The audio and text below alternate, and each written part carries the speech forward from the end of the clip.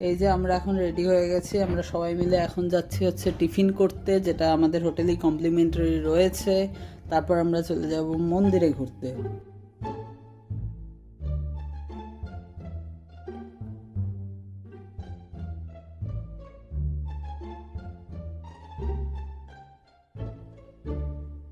এখানে আমরা সব টিফিন করতে চলে এসেছি। সম্পূর্ণ টিফিন কেমন লাগছে?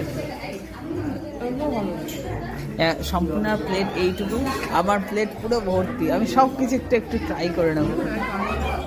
দেখ, আমি কিন্তু একটাই নিয়েছি, একটা করেই সব কিছু নিয়েছি, তা আমার প্লেটের অবস্থা। যাই হোক, আমরা খাওয়া দাওয়া করে আবার কথা বলছি। এই যে এখানে আমরা রেডি হয়ে দাঁড়িয়ে আছি, আর ভেতরে কেউ এখনো বেরোতে পারছে না। আমাদের তাড়া দিয়ে তাড়াতাড়ি করে টিফিন করতে নামানো হয়েছে, দেন আমরা তাড়াতাড়ি নেমেও গেছি, রেডিও হয়ে গেছি, বাট এরা এখন আসতে পারেনি। খাবার আমাকেও সেই তারা।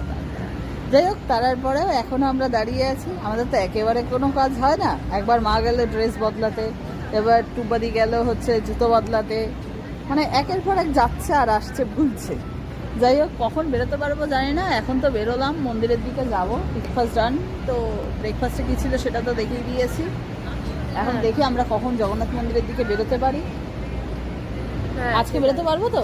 হ্যাঁ, ওটাই আশা রাখছি। কালকে তো বৃষ্টির জন্য কিছুই হলো না, তো হোপ ফর দ্য বেস্ট। এই যে এখন আমরা পৌঁছে গেছি জগন্নাথ মন্দিরে। এখানে সবাই ছবি তুলছে, টুম্বাদি আবার নতুন করে ছবি তোলার প্রিপারেশন নিচ্ছে। অনেকগুলো তোলা হয়ে গেছে বল। এখানে মাও তুলে নিয়েছে অনেকগুলো, আবার সানগ্লাস পরছে এখন। সামনে তোলা হলো? কতগুলো তুললি? বেশি না, 10টা থেকে 20টা, এবার 100-200টা, 200। এই হচ্ছে পুরো মন্দির চত্বর দীঘার, বেশ অপূর্ব করেছে।